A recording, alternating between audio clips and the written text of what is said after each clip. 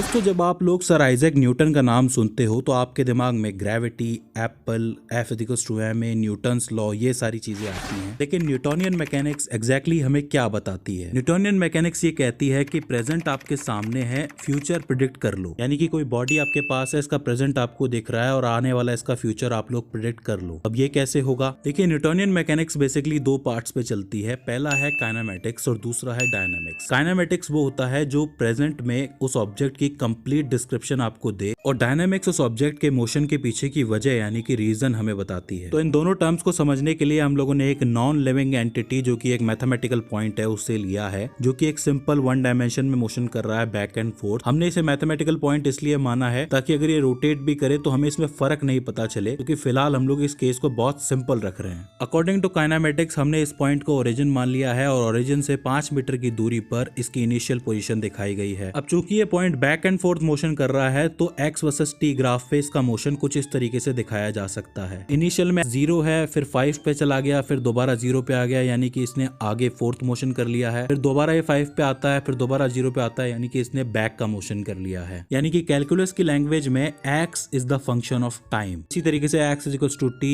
x=t², और भी फंक्शन होते हैं। तो यहाँ अगर एवरेज वेलोसिटी निकालनी है तो आप x की वैल्यू देखोगे t1 पर, x की वैल्यू देखोगे t2 पर, और कुछ इस तरीके से एवरेज वेलोसिटी निकाल लोगे। लेकिन एवरेज वेलोसिटी आपको इस पॉइंट के बारे में सब कुछ नहीं बताएगी, क्योंकि अगर x की वैल्यू इनिशियली 0 थी, फिर जब वो यहाँ पे वापस पहुंचा तब इसकी वैल्यू 0 हो गई, तो ये ऊपर वाला पार्ट पूरा 0 हो गया, यानी कि एवरेज वेलोसिटी की वैल्यू 0 निकल के आएगी। तो आपको पता ही नहीं चला कि पॉइंट ने एग्जैक्टली मोशन किया कि नहीं किया। इसलिए न्यूटन ने इस कर्व पे एक पॉइंट x1 लिया और उसके तुरंत बाद एक दूसरा पॉइंट x2 ले लिया, जिसके बीच का डिफरेंस डेल्टा x और डेल्टा t था, और जिसका एवरेज वेलोसिटी निकल के आया डेल्टा x अपॉन में delta t। And this was the central idea of calculus कि अगर आप डेल्टा t की वैल्यू 0 तक लेके जाओ, यानी कि कम से कम कर दो, तो वो हिस्सा dx अपॉन में dt निकल के आएगा, जिसे आप डेरिवेटिव भी कहते हो। अब ये डेरिवेटिव इस पर्टिकुलर हिस्से की इंस्टेंटेनियस वेलोसिटी बता रहा था, क्योंकि अगर आप नीचे डेल्टा t की वैल्यू को बिल्कुल 0 कर दोगे तो ये टेंजेंट की तरह कुछ इस तरीके से निकलेगा। इसलिए अगर आपने ध्यान दिया हो कि मैंने शुरुआती ग्राफ में इस लाइन को इस तरीके से टेढ़ा मेढ़ा बनाया था, क्योंकि यहाँ पर हर पॉइंट पर अलग अलग इंस्टेंटेनियस वेलोसिटी होती है। तो आप याद रखिए कि गैलीलियो ने दी थी एवरेज वेलोसिटी और न्यूटन ने दी थी